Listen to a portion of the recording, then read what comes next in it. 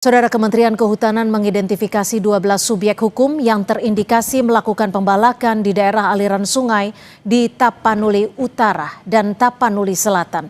Apakah ini sudah cukup menunjukkan keseriusan Menteri Kehutanan dalam mengusut pembalakan hutan Sumatera? Kita bahas bersama politisi dari PSI Valdo Maldini dan Ketua Tim Kampanye Hutan Greenpeace Ari Rompas. Saya ke Bang Valdo terlebih dahulu. Bang Valdo, apa penilaian Anda untuk kinerja dari Menteri Kehutanan usai diminta mundur pihak DPR? Tanggapan Anda, Bang Valdo? Iya, Mbak Cynthia, Mas Hari, tentunya pertama kita berduka ya terhadap korban yang masih mengalami kesulitan terhadap banjir ini. Namun ini merupakan sebuah langkah nyata, yaitu adanya penyegelan terhadap 7 subjek hukum yang memang berkontribusi terhadap deforestasi yang terjadi dan terutama penyebab banjir dan longsor di Sumatera ini. Artinya Mbak Cynthia, yang pertama tidak ada kompromi bahwa siapapun pelaku perusakan hutan, korporasi maupun individu akan ditindak. Itu yang pertama. Yang kedua, memang dari 4 subjek hukum yang sebelumnya telah disegel, kini ada 3 lagi tambahan, total jadi 7. Dan penyegelan ini memang dilakukan di konsesi-konsesi dan lahan hak atas tanah atau PHAT tadi yang disampaikan di beberapa kabupaten termasuk di kawasan Batang Toru. Nah, ke depan tentunya mereka akan terbukti jika mereka melanggar akan dijerat dengan UU Kehutanan tentunya bisa pidana bahkan sampai pencabutan izin. Ini memberikan sinyal yang kuat kami kira bahwa pelanggaran terhadap lingkungan tidak bisa dianggap enteng lagi. Tentunya ke depan ini akan menjadi langkah yang cukup strategis untuk pelestarian lingkungan kita ke depan. Namun tentunya pembentukan Gakum, tim gabungan bersama Polri untuk menginvestigasi kayu-kayu yang pada Jumat lalu juga sudah disampaikan, itu merupakan koordinasi antar lembaga juga ketat. Jadi pelanggaran besar dan terstruktur ini sulit lolos. Jadi kami melihat 2 hal. Pertama, di masa lalu mungkin bisa menganggap ini hal mudah, tapi ini ke depan tidak akan mudah lagi. Kami kira mohon terus dipantau bersama DPR juga, bersama Greenpeace, LSM, tentunya masyarakat juga. Kita sama-sama menjaga hutan-hutan kita. Oke, kami tangkap Bang Valdo. Kita ke Bung Ari. Bung Ari, kalau disebutkan tadi lah akan dipanggil terkait 7 pelaku ataupun subyek hukum dan juga dilakukan penyegelan. Menurut Anda apakah penyegelan ini cukup untuk mengatasi ataupun menanggapi apa yang terjadi saat ini? Apakah ada fungsi pengawasan yang sebenarnya terbengkalai dari Kementerian Kehutanan, dalam hal ini Menteri Kehutanan? Ya, saya kira kerja pemerintah jangan jadi tukang segel sebenarnya.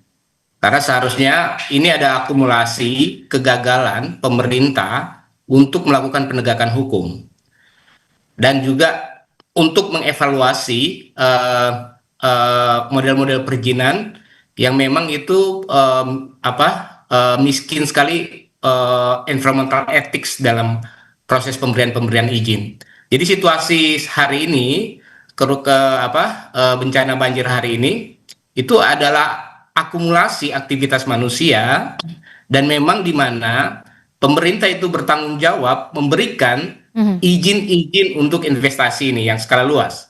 Nah, sehingga kemudian ketika banjir terjadi, mengakibatkan nyawa manusia yang tinggal di sana yang hampir 1000-an saat ini, itu kemudian melayang dengan sia-sia karena memang tidak ada penanganan yang baik. Nah, soal penyegelan ini saya kira ini dari dulu ya, tugasnya itu cuma menyegel, habis itu nanti kemudian lakukan investigasi, bahkan investigasi yang tidak melibatkan masyarakat, habis itu kemudian dicabut. Nanti akan ada pengumuman, oke, mereka sudah secara administratif sudah memenuhi syarat-syarat administratif. Kemudian itu akan menjadi alasan. Ini yang sebenarnya terjadi di Raja Ampat salah satunya ya. Oke, artinya Anda menyebut ini pola yang berulang sehingga terjadi kerusakan pada hutan. Ya, kalau saya mau bilang sebenarnya ini adalah pola tipu-tipu ala politisi dalam menyelesaikan masalah-masalah lingkungan gitu ya. Karena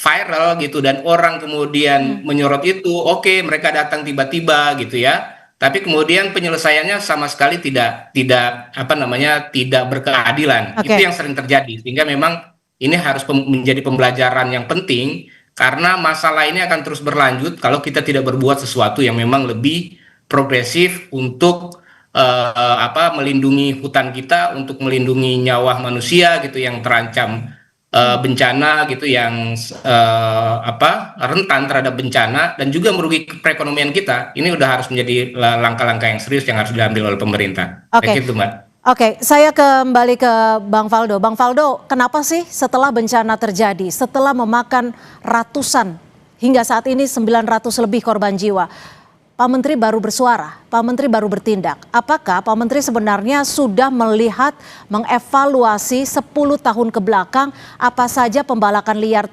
yang terjadi, apa saja izin yang sudah dikeluarkan? Ya, Pak Menteri di DPR sudah berjanji kan Mbak Cynthia bahwa penegakan hukum akan terus dilakukan tanpa pandang bulu, bukan alasan untuk kompromi juga.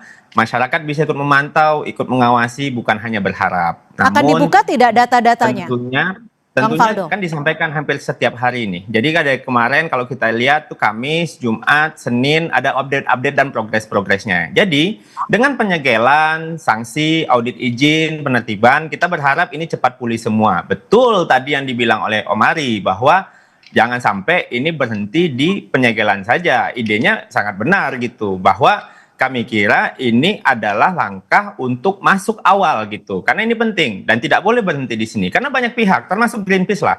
Kalau seandainya jadi tukang segel, ya ini nggak akan kelar dan akan berulang lagi pola-polanya. Oke, tapi kan ada tidak nama-nama besar yang ada di belakangnya, aktor dan juga backing yang bisa dikatakan turut bertanggung jawab terhadap apa yang sudah terjadi saat ini? Ya, investigasi kan sedang berjalan Mbak Cynthia, bahwa kita bisa melihat bahwa di sana disampaikan juga PT ini dengan inisial-inisialnya. Pada waktunya harusnya akan dibuka oleh Pak Menhub dan kami kira kami mendukung untuk keterbukaan itu. Tapi memang pintu masuknya itu harus disegel, karena izin ini kan tidak hanya dibekukan sementara aja kalau bisa, dan data konsesinya jangan disembunyikan. Jadi itulah yang penyegelan asal-asalan yang Om Ari maksud tadi. Kami kira transparansi penuh atas dokumen izin dan peta konsesi itu penting. Karena memang betul banyak izin yang dulu terbit tanpa melibatkan masyarakat adat atau warga lokal. Hari ini kan Pak Menhub punya pendekatan lain. Jadi pendekatan untuk melibatkan masyarakat adat ada kalau. Oke, tapi apakah Pak Menhub siap ketika ada desakan mundur karena dinilai gagal ataupun dinilai tidak cukup mampu melakukan pengawasan apa yang terjadi? Ya, kalau seandainya desakan mundur di alam demokrasi biasa aja Mbak Cynthia, apalagi DPR yang bicara. Justru kita perlu DPR yang memang kritis kepada pemerintah. Tapi kalau kami kira bicara soal mundur, saat ini di kondisi seperti ini harus ada audit menyeluruh, investigasi menyeluruh, penelusuran menyeluruh. Saatnya Pak Menhub maju, bukan mundur yang kita butuhkan. Beliau harus maju menunjukkan. Baik, kami tangkap. Kalau seandainya ada yang harus dibereskan, karena baru setahun gitu kan. Jadi ini kan memang Pak Menhub di DPR juga tidak menyalahkan masa lalu kok Mbak. Tapi beliau tanggung jawab secara gentle. Kalau seandainya ini akan kita beresin bareng-bareng. Kita akan nanti bersama ya. Bung Ari, terakhir singkat saja. Apakah ada catatan dari Greenpeace? Siapa pihak yang paling dinilai bertanggung jawab, aktor besar yang mungkin dalam tanda kutip dilindungi? Ya, jadi kalau kami melihat di Sumatera itu, yang 3 wilayah itu, Sumatera Barat, Sumatera Utara, dan Aceh, itu ada hampir 1.300-an izin-izin yang memang berkontribusi terhadap deforestasi. Nah, memang ada beberapa, tentu ya, kita ketahui ada beberapa nama-nama yang memang terhubung gitu ya. Dan misalnya salah satunya TPL gitu, itu punya Sukanto Tanoto, dan itu memang sudah lama sekali, dan dia menjadi konglomerat yang kemudian mengakumulasi